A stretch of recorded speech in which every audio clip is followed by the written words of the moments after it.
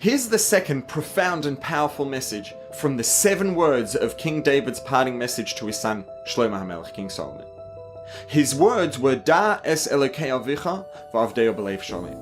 Know the God of your fathers and serve him with a complete heart.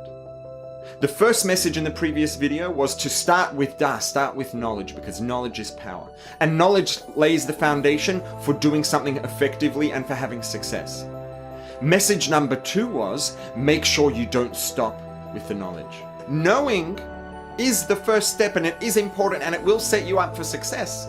But if you want that to be of any value, if you want the knowledge of the God of your fathers to be of any value, King David said to his son, Avdeo b'lev shalom, it only becomes worthwhile if you go on to take action, to execute against that knowledge, to actually serve God with a complete heart.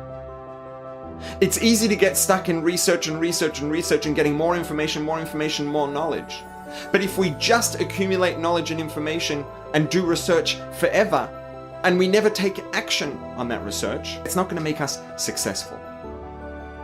The key to extracting the value of that knowledge, of that information, making it actually worthwhile and making it make a difference, is making sure that after we do the research, after we acquire the knowledge and the information, we take action. The information and the research is step number 1. The actual value of the information that we get through doing research is when we take action, when we actually take the actions that are facilitated by that knowledge and information. So yes, step number 1 is acquire knowledge and information, do your research, be informed, because knowledge is power. Knowledge is power only because it allows you to then take action successfully. So make sure not to get stuck in the research and the knowledge and the acquisition of information, but to then actually realize that power and get out and take action and do something and make a difference.